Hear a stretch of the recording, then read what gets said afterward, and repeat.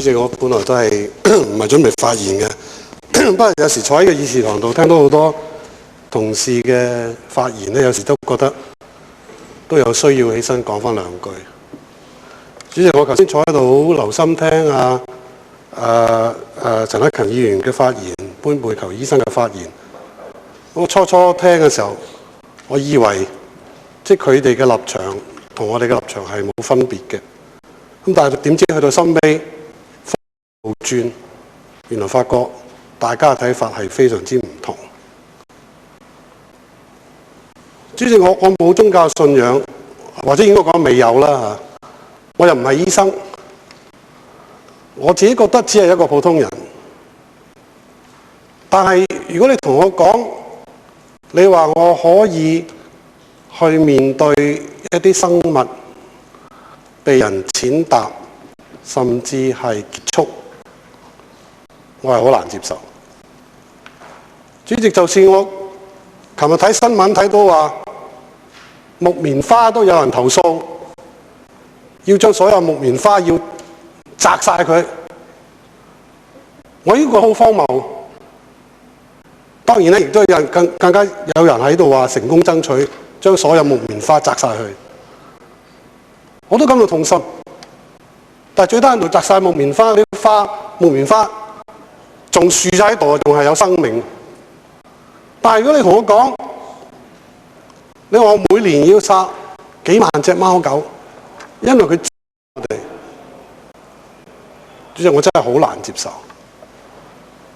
主席，頭先潘佩璆醫生佢發言開頭嗰時講咗個好動人嘅故仔，係好感動我。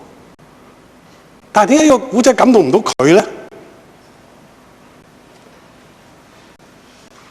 主席，我由讀完書翻嚟，我所有嘅時刻我都有養狗嘅。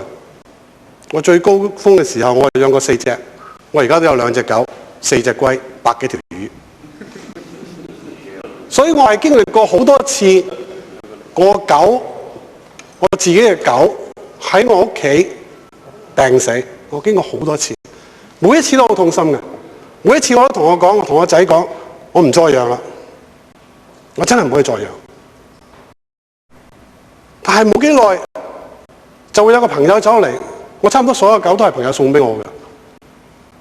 佢話嗱，對唔住啦，仔，我女好中意呢隻狗嘅，買咗翻嚟玩咗2個月，發覺唔可以照顧。如果你唔收留咧，我只可以送去漁農署或者係防止虐畜會。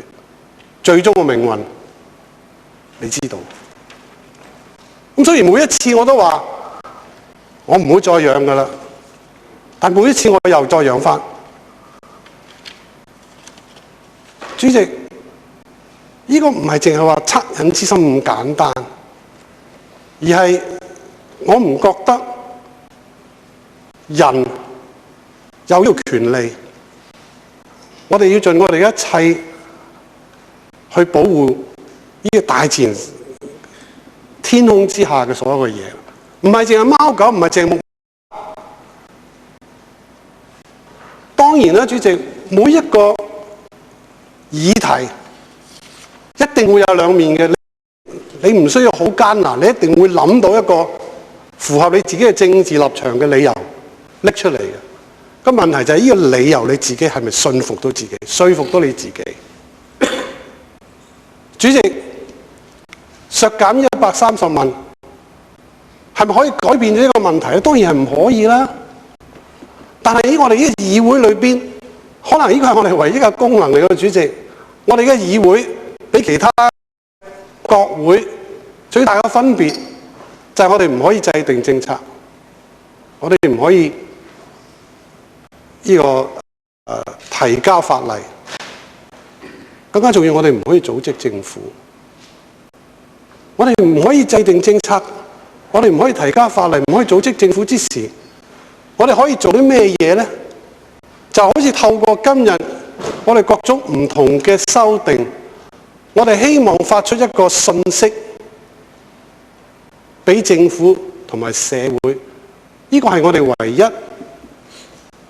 喺呢個議會度辯論最重要嘅功能，就係有一個我哋認為係合適、健康同埋啱嘅信息，可以散放出去俾政府同埋社會。如果政府係接納嘅，當然好啦。但係政府當然可以唔接納嘅喎。如果唔接納嘅話，佢哋當然要負起佢哋喺社會眼中嘅責任。但係當我哋討論呢啲問題嘅時候，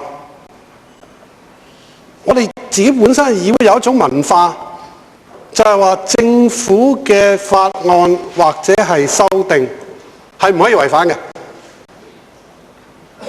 一定唔可以嘅。無論你嘅理據去到邊度都唔可以嘅，因為呢個議會就係政治掛帥。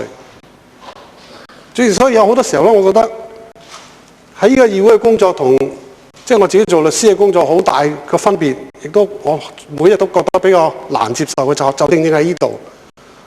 喺個法庭度，如果你有一個好嘅理據咧，多數嗱唔係絕對啊，多數你都會贏嘅。但喺議會度唔係嘅，議會度係由呢個政治文化係掌握咗，或者可以講係扼殺咗嘅。所以民建聯一定係要支持政府嘅。可能佢心內幾咁唔信服，好似潘佩球醫生話陳德勤議員咁，可能佢心裏邊真係好愛好動物，真係唔覺得呢啲動物係應該被殘殺嘅。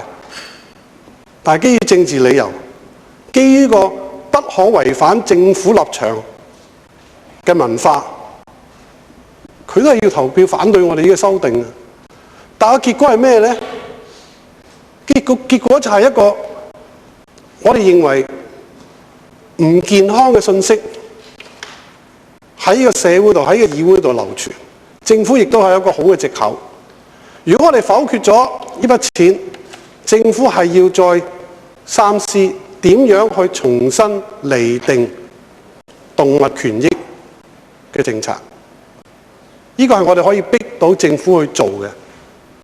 主席，正如好多我哋其他議題一樣，或者我哋呢幾日所討論嘅財政預算案嘅議題都係一樣嘅。主席，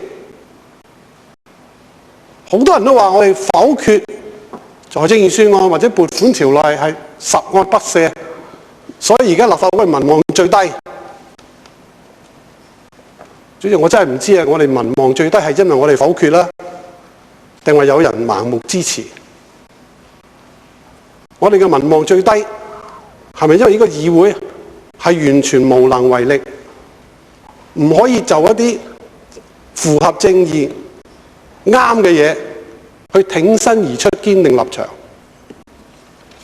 我哋呢個議會嘅民望咁低，係因為有機會改變政府嘅政策嘅時候，我哋嘅議員唔去做，千載難逢嘅機會，可以迫使政府喺民生議題做多少少嘢，唔好講咩嘢，改善我哋醫療制度，拎多30億出嚟，有呢個機會俾你，你都唔去做。主席，如果我自己唔係議員，我係市民嘅，我都會俾0分俾立法會。